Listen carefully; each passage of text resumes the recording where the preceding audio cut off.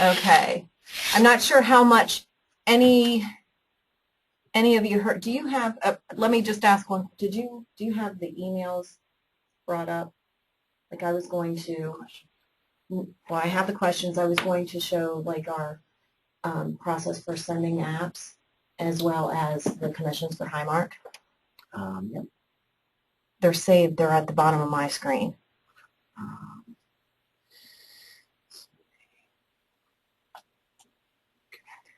Oh, so it's here. This is my screen. You can't control that from here. This is reviewing your screen. So we'll make it you to share. Or I can go to yours. You just tell me when you want it to come up, and I'll bring it up here. Okay, perfect. All right. Once again, guys, I'm sorry. All right, so we're going to, at the beginning, I referred you to our website, which is URL INS Group, and you, from that screen, from our website, hopefully it'll come up. From our website, you will be able to obtain all of the health plan options product information from our health plan options icon. And also for those that have registered or not registered for past PPACA webinars, I do have them weekly every Thursday at 9:30. You can go under my URL under Health Reform News and you'd be able to review the archived recordings. So without additional delay, I'm going to start with the PowerPoint. The FFM saga, the Federally Facilitated Marketplace saga, continues. And it continues because healthcare.gov is not functioning. And I'm sure all of us have heard information on the news. Bottom line, the issue is that the site just does not work. So at this point, the deadlines still hold. There was some information today that came out about a 6-week delay on the penalty. And folks, make no mistake, what that really means is that they are allowing you to enroll by 3/31 to avoid the penalty. There is a provision within the law that says if you don't have coverage for a period of 3 months, then you are not subject to the tax, the individual mandate tax. So that would be if you made application by 2/15 to secure a 1/1 effective date. That would be your 3 months of a freebie, if you will.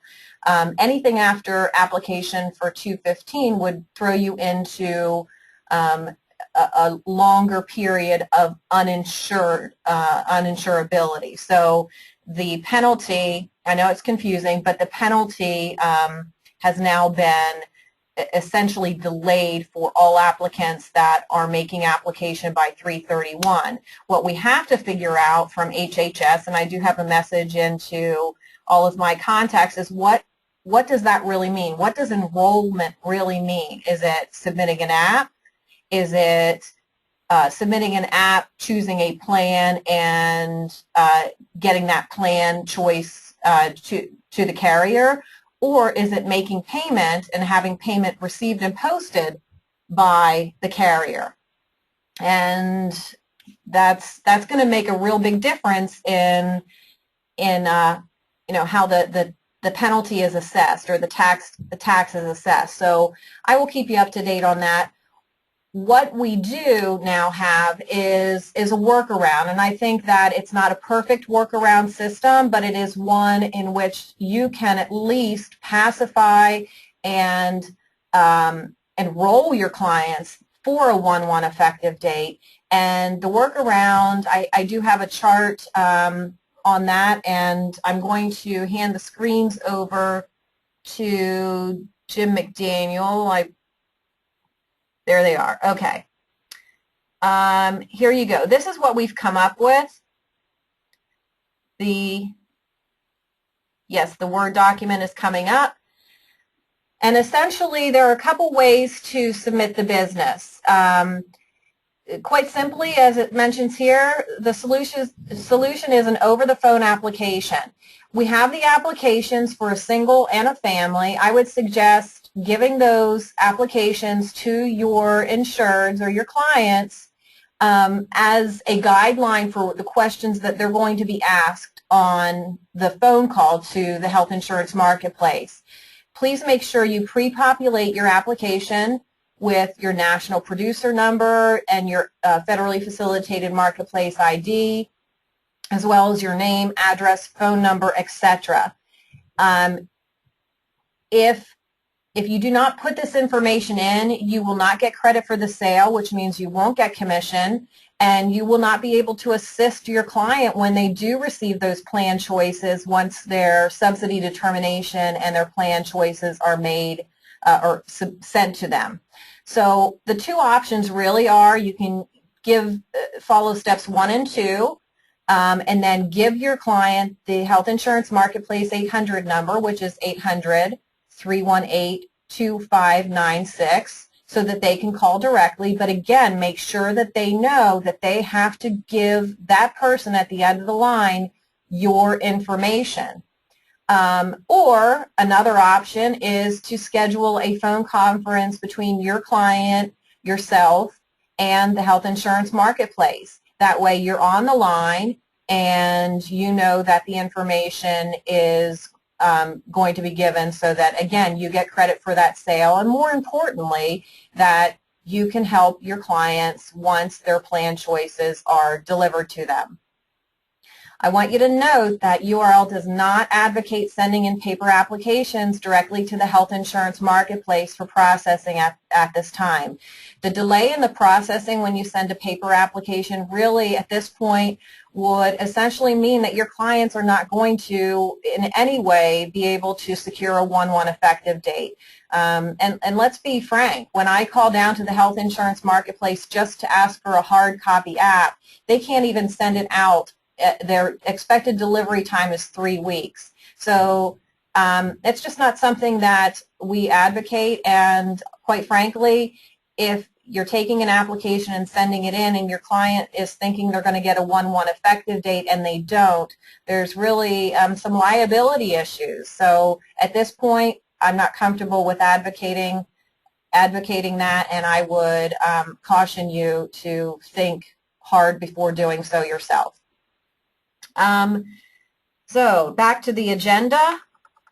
All of this is working on how you submit business, but how do you get quotes? Well, I can tell you again, as I did last week, that your case managers are here to help you either on the small group side, the shop exchange, or outside the shop, regularly submitting groups to the carriers. Elise and John can help you with that. And also on the individual side, whether it's on the exchange or off the exchange, Jessica and Judy Reed can help you with that as well.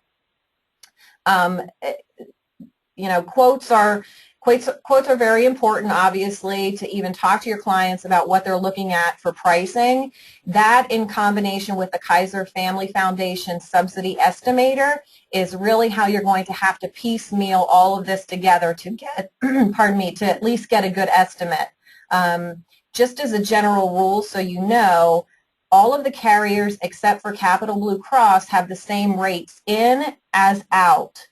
In the exchange as outside the exchange. So that makes it pretty easy to understand.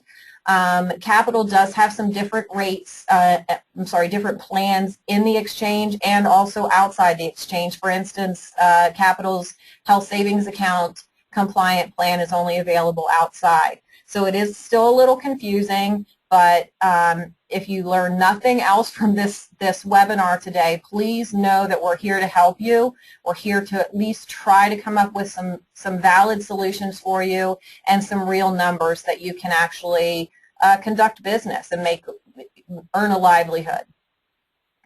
Following along with the quotes, many of you utilize our Health Connect EVIX system. And some of you actually have the upgraded system that has a consumer link embedded into the program.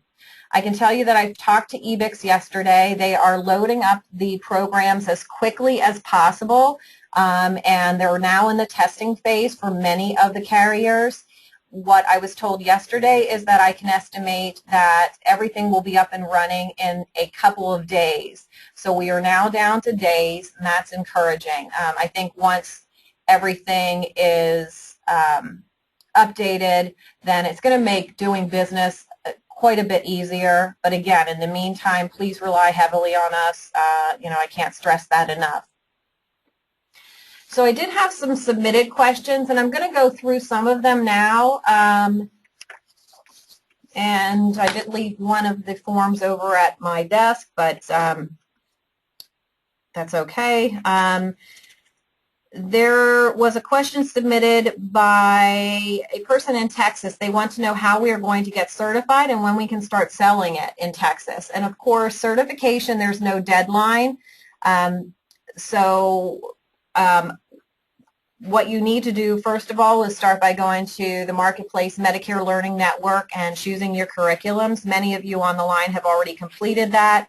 And start selling. I mean, you can start selling now as of 10/1, but unless you have completed your certification and all of the steps thereof, you cannot sell.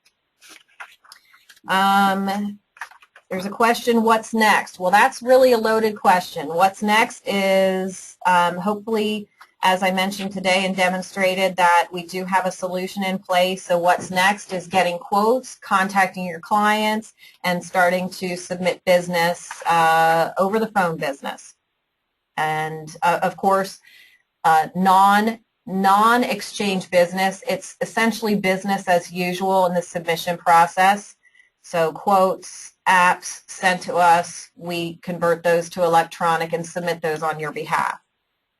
There's a question that came in from Susan. She said, with two people filing separate tax returns but living in the same household, is the household income used, or are they still going to be counted as a household?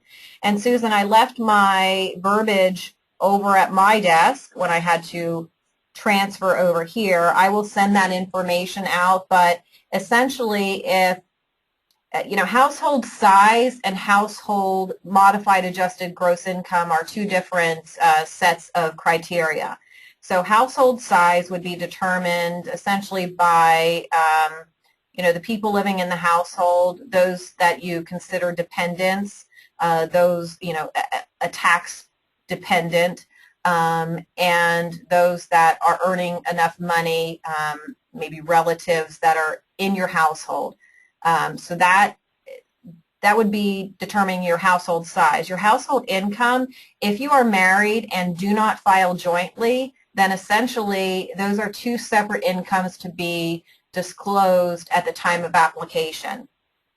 It's not quite as simple as that, but again, it comes down to if they file jointly, then their incomes, their modified adjusted gross income needs to be considered, together. If a husband-wife file separately, then it is considered separate. Dennis asks, how do we handle all the individual clients in small groups? Hopefully, the information I provided answered that question, but at this point, contact your case manager and we'll get you the forms, we'll get you everything you need and the rates for both small group and individual. Another question, and actually a very good question, came in from Michael. Can organizations with under 50 employees drop group coverage and bonus employees the cost of buying on the exchange? And yes, that's a model that we're seeing more and more often. Certainly there's a tax cost for employees and the employer, which is true, because their income is going to increase. So payroll taxes will increase both for the insured and their taxable income will increase, as well as the employer because they will have additional payroll taxes. And he asks the question, does anyone consider it a better strategy for small groups struggling to stay afloat and for workers who potentially qualify for credits and or subsidies? And I would say yes, that a lot of people out there, a lot of agents out there are considering it a valid and better strategy based on the particular needs of the group. No group and no individual is the same, but it certainly opens up the ability to have conversation with a specific group as to the advantages or disadvantages. Here's a question from David, and it's kind of comical. He says that he feels like he has a master's degree on Obamacare and he still feels lost. I would agree with that. Training and information overload compared to the commissions we will receive. His question is, I wonder if the commissions will get better going forward. And David, I do not know if they will. When will we get rate sheets, detailed highlights, and plan grids from Capital for individual plans? They are working on the SBCs. I've been told that they are not going to have paper rates, but those are being worked on and hopefully will be loaded soon. And Geisinger has a strong presence on the marketplace, yet we know nothing about their plans, commissions, or requirements to sell on and off marketplace. Yeah, Geisinger is a bit of a mystery, but I can tell you the rates are actually there. If you go to thehealthplan.com, and then you go into, quote, Geisinger on the marketplace, which is in the upper right-hand corner of thehealthplan.com, you'll be able to see where you can obtain the rates. And it looks like Jim is in the driver's seat, and he's going to show you that site, I believe. Yes, right here. So if you go to thehealthplan.com, I'm not sure why that's not coming up. Individuals and families.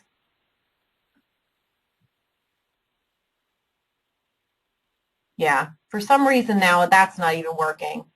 Oh, here we go. Start shopping. It was there. I just saw it.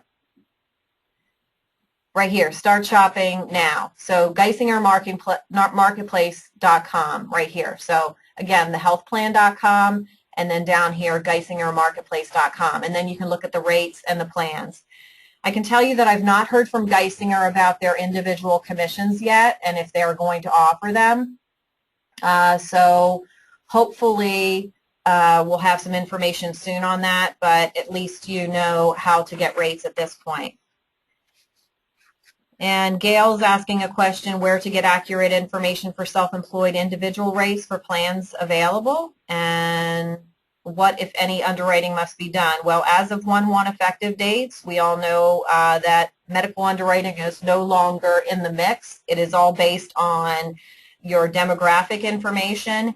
The place to get those accurate rates would be to call your case manager for individual or your case managers for group. Again, Elise and John for group and Judy and Jess for individual. I did want to show you one last thing before we go to the open forum for questions, and that is the newly released Highmark Commissions. And let's start with Central. These are the commissions that were just released. We're going to be getting these out, and additionally, we're going to be getting the process for business, submitting business out as well. But these are the commissions for Highmark, and you have to pay special attention to Zone D and Zone E and where you're selling by county, as well as product. You know, if you're selling a Community Blue, Flex Blue type program, Zone D is going to pay 80% of the $15 per member per month, which would equate to $12 per member per month. It does cap at 5 people per application. So if you have a family, or, you know, a husband, wife, and you're selling in Zone D, a Community Blue program, you would get $30, you'd get $24 per member, per application per month for the first 3 years. Years 4 to life does bump down. Again, it's all 80-20 split. Zone E would be $8. Conversely, in Zone D, if you're selling a broad-based Highmark Health Insurance Company network, in Zone D, you're going to get $8 per member per month. And again, that is capped at 5 members per application. This is going to go out, so there's no need for you to memorize it, but I at least wanted you to be aware of the commissions that were just released. I've heard from UPMC unofficially that their commissions are not changing, and that currently pays $23 per applicant per month. And you can see, if we look at the Western Highmark compensation, you can see that the compensation in Western PA is higher, and of course that has to do with the market in Western Pennsylvania. You can see that it's a 1, 2, 3 degrading or decreasing, not degrading, compensation. And again, this would also be split 80-20. So let's go to your questions. And if you Steph, I have a quote. You want me to read them to you? Yeah, please. All right. So Abigail has a question. If someone has employer coverage that does offer coverage for spouses, can the spouse choose not elect coverage and go on the marketplace to determine eligibility for a tax credit?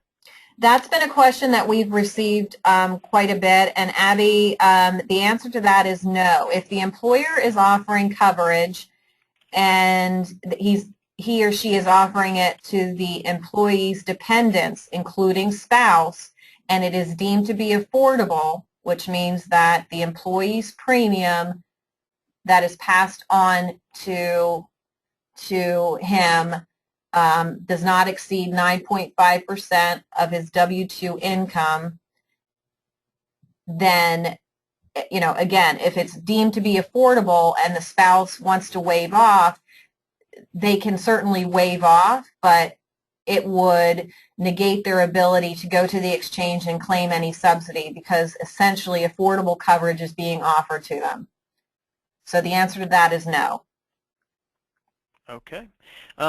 Chris has a funny comment. Glitches that we had from the beginning. Is this healthcare.gov? Which obviously is not.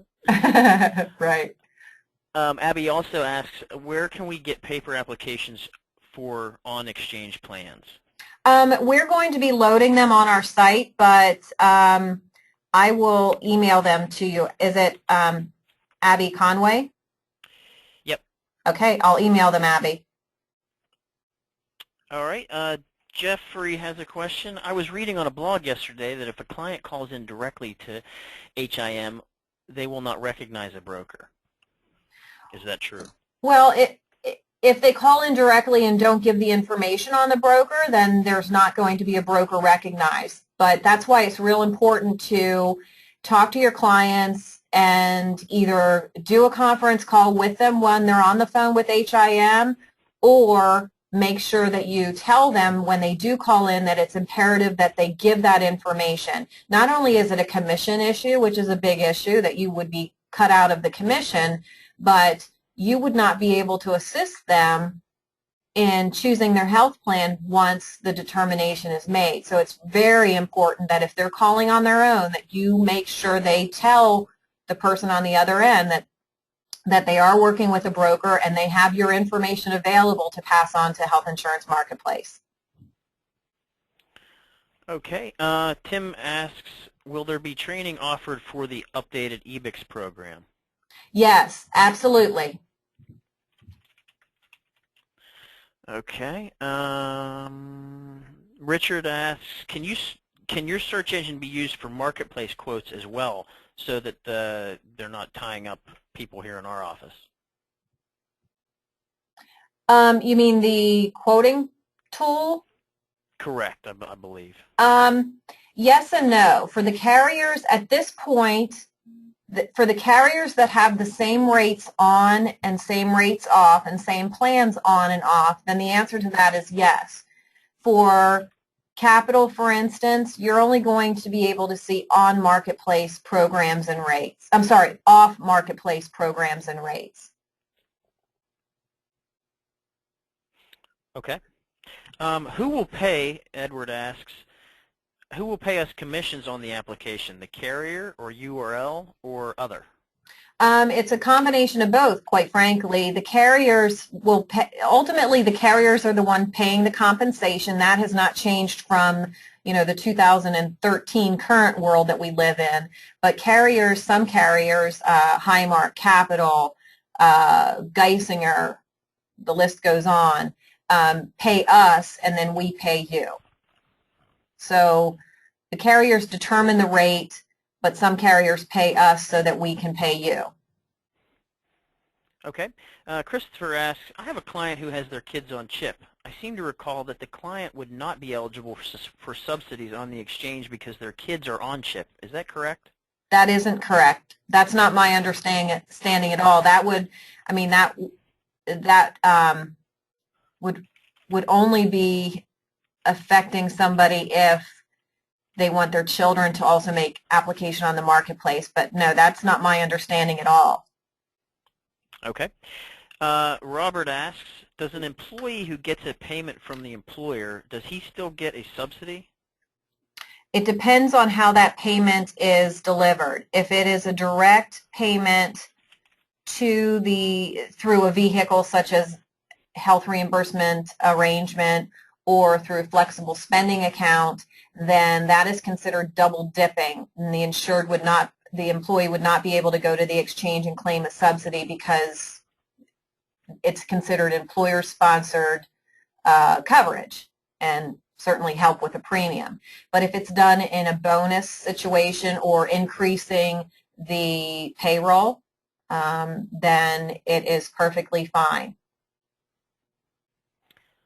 Okay. Keith asks if you've heard any word back from Pennsylvania on a workaround for when a client went online and registered to get quotes but didn't have an agent info. Last week, the agent was locked out and wanted to know if there was any changes to that. Changes to that, sorry. Yeah, I've actually heard that when the people did get through on healthcare.gov and they put in the information for the agent, that when they hit the submit button, it disappeared. NAHU actually sent out information about that I got it on Monday, and essentially what HHS is telling them is that even though the NPN number was deleted, the agent name still was on there. So kind of, you're still on there. But at this point, there is no workaround for clients that actually do go in and make application or have made application either by phone or on healthcare.gov that didn't enter an agent and that now needs assistance in choosing a plan. There's no workaround for getting an agent now attached to that case. I did send an email and have been corresponding back with the Pennsylvania Insurance Department and NAHU again specifically about this issue, and I've been assured that they're working on it. So more to follow on that. Okay. Jesse asks, are subsidies going to be permanent part of health plans for those that qualify, or are they a buffer for now that may be removed later? Well, that's $1 million question, isn't it? I can tell you that the subsidies, at least at this point, are to be evaluated annually, just like any other sort of social program where you would have to requalify. You would have to give your income information annually, and based on your new annual income, you might have a different subsidy available to you, but I've not heard anything and don't expect that subsidies will ever go away as long as everybody likes them. If you subsidize something, you get more of it. Yes. Yeah. That was the last question. If anybody else has any more, feel free to send them over. Otherwise, that's pretty much all I have here in front of me, Deb. All right, excellent.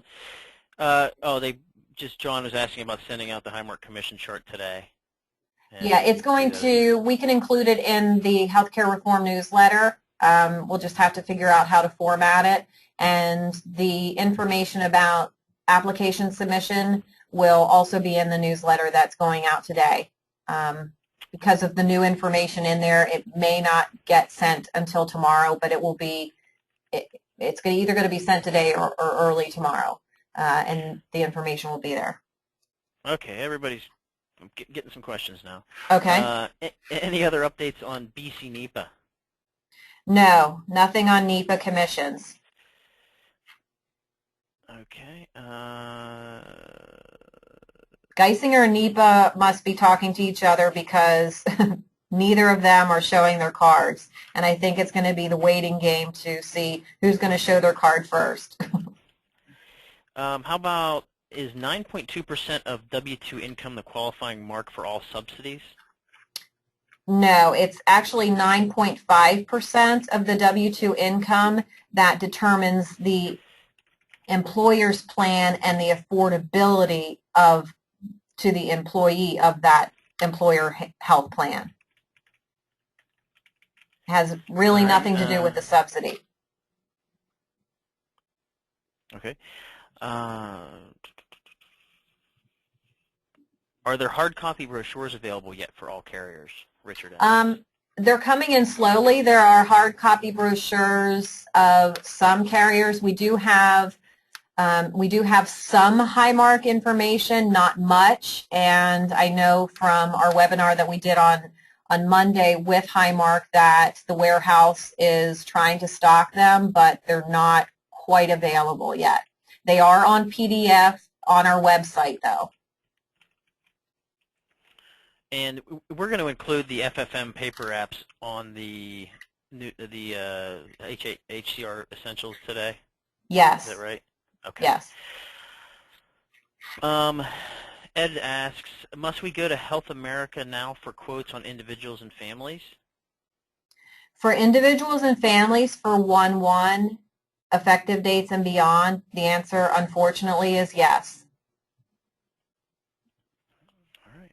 Now keep in mind too that for Health America 1, we still support their products and the sales up till 12/31, and they're the only carrier that has eligible effective dates all through the month. And I suspect as time goes on that you will see that Health America might pick up towards the end of the year because they're going to be the only carrier left that accepts from a 16th to the 31st of December effective date.